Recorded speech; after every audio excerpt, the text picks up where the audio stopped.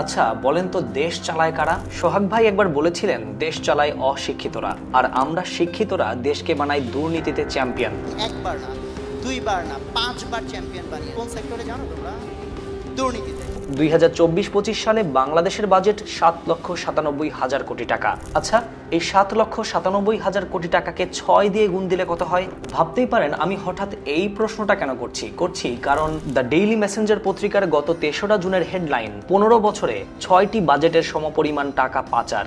শুধু তাই নয়, আর্টিকেলে স্পষ্ট উল্লেখ করা এই টাকাগুলো উদ্ধার করতে পারলে কমপক্ষে 5 থেকে 6 বছরের বাজেট অনায়াসে করা যাবে। এমনকি কিছু মানুষ কত টাকা বিদেশে পাচার করেছে তার কোনো ইয়ত্তাই নেই। অথচ দেশের অর্থনীতিতে অন্যতম সবচেয়ে বেশি ভূমিকা রাখা প্রবাসী ভাইয়েরা কেমন আছে তার কি কোনো হিসাব রেখেছেন? মালয়েশিয়া আয়া ভাই জীবনটা শেষ করলে কি না দিতে পারতেছি, মনে করেন কি পরিবারের সুখ না পাইতেছি নিজের সুখ। But we have laws to govern workers' housing standards. So why is this still happening? কিন্তু প্রশ্ন উঠে আসে, প্রবাস জীবন এত কষ্ট জানা সত্ত্বেও মানুষ প্রবাস জীবনকে গ্রহণই বা করে কেন? কেনই বা প্রবাস থেকে পাঠানো টাকা গায়েব হয়ে যায়? প্রবাস জীবনের বাস্তবতা কি? কিভাবেই বা কাটে দিন রাত্রি? এই সমস্ত সমস্যার সমাধানই বা কি?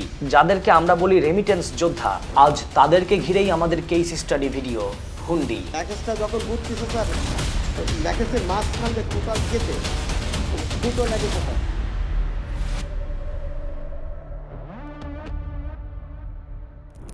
আমাদের আজকের ভিডিওর স্পন্সর ট্যাপ সেন্ড, যেটা নিয়ে আমি একটু পরে কথা বলবো।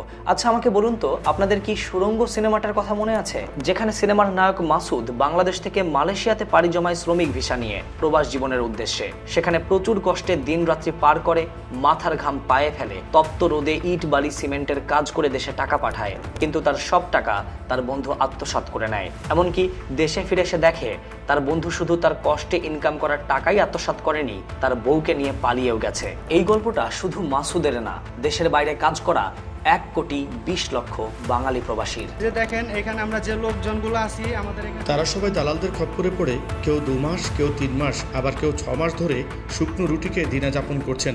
কিন্তু নাগরিক মনে হঠাৎ প্রশ্ন উঠে আসে, প্রবাস জীবন এতটা কষ্টের এবং অনিশ্চিত জেনেও কেন 1,20,00,000 বাঙালি প্রবাসী প্রবাস জীবনকে গ্রহণ করলো? কেনই বা দেশ থেকে এত বাংলাদেশি বিদেশে পাড়ি জমাচ্ছে? জাগো নিউজ 24 এর একটি আর্টিকেল বলছে, আমাদের দেশে কর্মসংস্থানের অভাব বলে, বিদেশের মতো সুযোগ সুবিধা নেই বলে, বেতন কম বলে মানুষ প্রবাস জীবনকে গ্রহণ করছে। আর্টিকেলটি আরো বলছে, এই কারণগুলোও থাকতো না আমরা যদি আমাদের দেশের ভেতরের দেশের মানুষের জন্য সঠিক উপায়ে সুষ্ঠু কর্মসংস্থানের বৃদ্ধি করতে পারতাম। কর্মসংস্থান বৃদ্ধি করতে পারতাম কি পারতাম না সেই প্রসঙ্গ একটু দূরে রাখছি। প্রশ্ন হলো, প্রিয় মাতৃভূমি ছেড়ে ভিন দেশে পরিবারের কথা চিন্তা করে দিনের পর দিন কাজ করে যাওয়া, মাস শেষে মাথার ঘাম পায়ে ফেলে উপার্জিত অর্থের সিংহভাগ পরিবারের জন্য দেশে প্রেরণকারী এই প্রবাসীদের আমরা কতটুকু মূল্যায়ন করি? আমরা কি আদৌ জানি তাদের গুরুত্ব কতটুকু? বিখ্যাত পত্রিকা দৈনিক ইত্তেফাকের খবর, সম্প্রতি প্রকাশিত বাংলাদেশ ব্যাংকের প্রতিবেদন অনুযায়ী দক্ষিণ এশিয়ার মধ্যে রেমিটেন্স আহরণের দিক থেকে বাংলাদেশের অবস্থান তৃতীয়। শুধু তাই নয়, বাংলাদেশের মোট দেশজ উৎপাদন বা জিডিপিতে রেমিটেন্সের অবদান 4.67%, যা জিডিপিতে রেমিটেন্সের অবদান দক্ষিণ এশিয়ার দেশগুলোর মধ্যে 4 নম্বরে। এমনকি জিডিপি রেমিটেন্সের দিক থেকে বাংলাদেশ ভারতের চেয়ে এগিয়ে আছে 1.37%। অর্থনীতি নিয়ে কাজ করা বণিক বার্তার একটা আর্টিকেল দেখলে চোখ চড়ক গাছ হয়, যেখানে 21 পদকপ্রাপ্ত অর্থনীতিবিদ ডক্টর মইনুল ইসলাম বলছেন, অর্থনৈতিক উন্নয়নে রেমিটেন্স গার্মেন্টসের চেয়ে বেশি গুরুত্বপূর্ণ। অথচ আমরা গার্মেন্টস ইন্ডাস্ট্রি নিয়ে যতটা সচেতন, যতটা গার্মেন্টস নিয়ে পাল্টা আলোচনা করি, প্রবাসীদের নিয়ে কি করি? একই রকম গুরুত্ব কি দেই? প্রশ্ন থেকেই যায়। কিন্তু আরেকটি প্রশ্ন সামনে চলে আসে, প্রবাসীদেরকে নিয়ে যে এত কথা বললাম, এই প্রবাসীদের সাথে আমাদের দেশের দুর্নীতিবাজ অর্থ পাচারকারীদের সম্পর্কটা কোথায়? অথবা এই সমস্যার সমাধান কি এক সুতোয় গাঁথা না? প্রবাসীরা তাদের কষ্টার্জিত অর্থ তাদের পরিবারের কাছে পাঠায় বিভিন্ন মাধ্যমে। সাবেক অর্থমন্ত্রী তার শাসন আমলে একবার বলেছিলেন যে সমস্ত রেমিটেন্সের 49% হুন্ডির মাধ্যমে বাড়িতে পাঠানো হয় এবং বাকি 51% সরকারি ব্যাংকিং চ্যানেলের মাধ্যমে। অর্থাৎ যেই অর্থ দেশে পাঠানো হয় তার অর্ধেকই হুন্ডির মাধ্যমে আসে। ভিডিওর এই মোমেন্টে এসে অনেকের মাথায় প্রশ্ন আসতে পারে, তা হলো হুন্ডি কি জিনিস অনেকেই জানতে পারেন, অনেকেই শব্দটা প্রথমবার শুনতে পারেন। আমি সবার উদ্দেশ্যে ব্যাপারটাকে সামান্য ক্লিয়ার করি। হুন্ডি বলতে সাধারণত যা বোঝায় তা হলো নন ব্যাংকিং চ্যানেলে কিংবা অবৈধ চ্যানেলে বিভিন্ন কৌশলে সরকার এবং আইন শৃঙ্খলা বাহিনীর চোখ ফাঁকি দিয়ে এক স্থান থেকে অন্য স্থানে টাকা ট্রান্সফার করা। এবং সবচেয়ে ভয়ঙ্কর তথ্য, যতগুলো কারণে একটা দেশের রিজার্ভের উপর চাপ পড়ে তার মধ্যে অন্যতম হলো হুন্ডির তেলেশমাতি। অর্থাৎ এক দেশ থেকে আরেক দেশে বেআইনিভাবে টাকা পাঠানোর মাধ্যম হলো এই হুন্ডি। কিন্তু ব্যাংক থাকতে 49% রেমিটেন্স কেন হুন্ডির মাধ্যমে পাঠানো হয়? হুন্ডি যদি অবৈধই হয়ে থাকে তাহলে রেমিটেন্স যোদ্ধা প্রবাসীরা কেনই বা এটিকে ব্যবহার করে? আমাদের দেশে যেমন মোড়ে মোড়ে সোনালী ব্যাংক আছে, বিদেশে কিন্তু তেমন নেই। এমনকি আরব আমিরাতে মাত্র 2টি বাংলাদেশি ব্যাংক আছে যেখান থেকে রেমিটেন্স পাঠানো সম্ভব। কিন্তু মুশকিল হলো এই ব্যাংকগুলোর মাধ্যমে রেমিটেন্স পাঠাতে, পরিবারে মানুষের কাছে টাকা পাঠাতে প্রবাসীদের হাজারটা সমস্যার মুখোমুখি হতে হয়। যেমন লম্বা লাইনে দাঁড়িয়ে কাগজপত্র ফিল আপ করতে হয়, ঘন্টার পর ঘন্টা পার হয় কিন্তু কাজের কাজ হয় না। সেক্ষেত্রে তাদের কাছে হুন্ডি হলো সহজ একটা উপায়। ধরেন আরব আমিরাতের কোনো প্রবাসী ভাই তার পরিবারের কাছে টাকা পাঠাতে চান, সে ওই দেশের কোনো এক হুন্ডি এজেন্টকে ওই দেশের মুদ্রা দেবে আর তার পরিবার বাংলাদেশের কোনো এজেন্টের কাছ থেকে সেই টাকা গ্রহণ করবে। না লাইনে দাঁড়ানোর চাপ আছে, না কোনো ঝামেলা। কিন্তু ঝামেলা আছে। ঝামেলাটা হলো এই টাকা কোনোভাবেই সরকারের হিসাবের খাতায় থাকে না, দেশের রিজার্ভে যুক্ত হয় না, ফলে রিজার্ভ কমতে কমতে তলানিতে। এই গল্পের পেছনেও আছে গল্প। সে গল্প দুর্নীতির সাথে যুক্ত, সেই গল্প যুক্ত দেশের টাকা বিদেশে পাচার করা নিয়ে। কিন্তু তার আগে ছোট্ট একটা সমাধান নিয়ে আলোচনা করি। কোনো রকম ঝামেলা ছাড়াই, ব্যাংকের লম্বা লাইন ছাড়াই অবৈধ হুন্ডিকে বাদ দেওয়া সম্ভব। যেমন ট্যাপ ট্যাপ সেন্ড অ্যাপ। এই অ্যাপে টাকা ট্রান্সফারে কোনো চার্জ নেই, এক্সচেঞ্জ রেটও বেশ কম্পিটিটিভ। ব্যাংক, বিকাশ, নগদ, রকেট, এমনকি ক্যাশ পিকআপ সহ সকল অপশন আছে টাকা পাঠানোর। ট্রান্সফার হয় অনেক দ্রুত আর সরকারি 2.5% ইনসেন্টিভ তো আছেই। Europe, USA, UK, Canada, UAE এই 5টি দেশে ট্যাপ ট্যাপ সেন্ড অ্যাভেলেবল। এবং কেউ যদি এই ভিডিও দেখে আমার কোড এনটি ইউজ করে তাহলে সে প্রথম ট্রান্সফারে 10 ক্রেডিট এক্সট্রা বোনাসও পাবে। তার মানে হলো কেউ যদি $100 পাঠান তাহলে রিসিভার পাবে $110, 100 ইউরো হলে 110 ইউরো, তবে 100 দিরহাম হলে 125 দিরহাম। বাকি কথা কমেন্ট বক্সে। Back to video. আপনি হয়তো ভাবছেন দেশের টাকা যারা বিদেশে পাচার করে তারা কিভাবে এই কাজটা করে, কিভাবে আইনের চোখ ফাঁকিতে পড়ে যায়। উত্তরটা হলো হুন্ডি। বাংলাদেশে হুন্ডি এজেন্টরা দুর্নীতির মাধ্যমে স্থানীয় রাজনৈতিক নেতা, শিল্পপতি, কর্মকর্তা, ব্যাংকার, ব্যবসায়ী এবং প্রযুক্তি বিশেষজ্ঞদের কাছ থেকে অবৈধভাবে অর্জিত টাকা সংগ্রহ করে।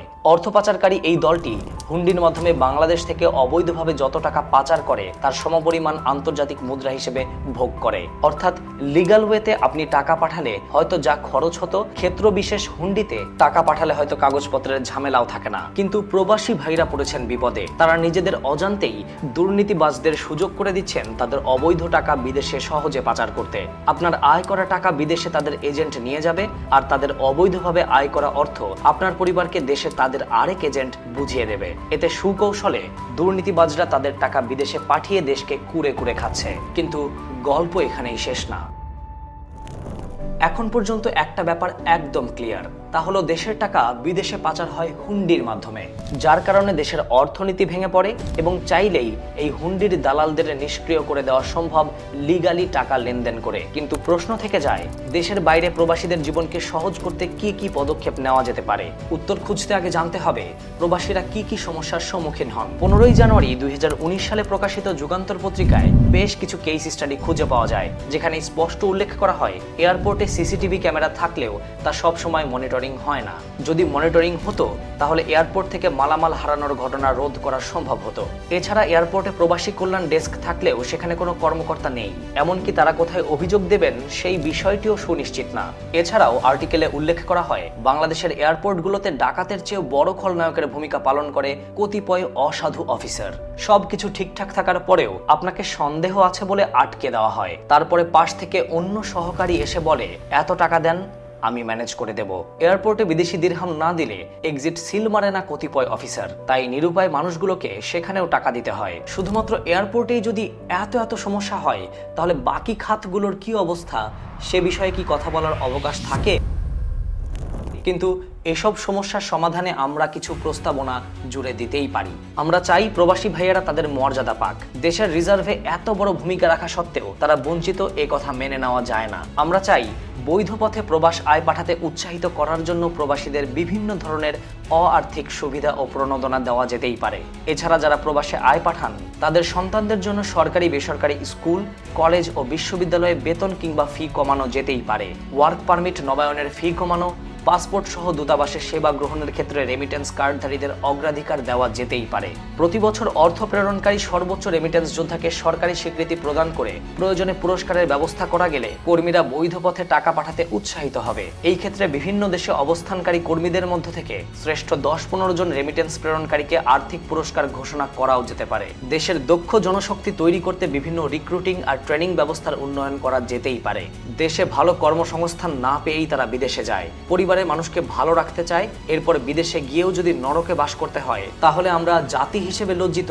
এই কথা অস্বীকার করার কিছু নেই। আজ থেকে আমরা সবাই মিলে হুন্ডিকে না বলি, দেশের টাকা বিদেশে পাচার ঠেকাই। আমরা চাইলেই দেশ বদলানো সম্ভব, প্রবাসী ভাইদের কষ্ট দূর করা সম্ভব, দেশের অর্থনীতির বেহাল দশার হাল ধরা সম্ভব। আপনার কি মনে হয় সম্ভব না?